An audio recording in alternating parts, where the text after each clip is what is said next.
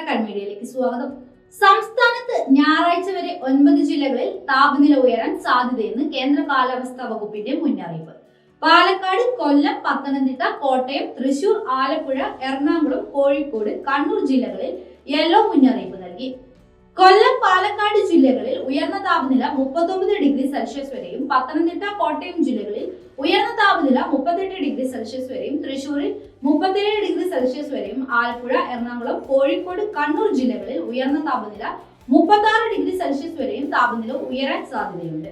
സാധാരണ രേഖപ്പെടുത്തുന്നതിനേക്കാൾ 2 മുതൽ 4 degree Celsius വരെ താപനില വർധനവ് ഉണ്ടായേക്കാം.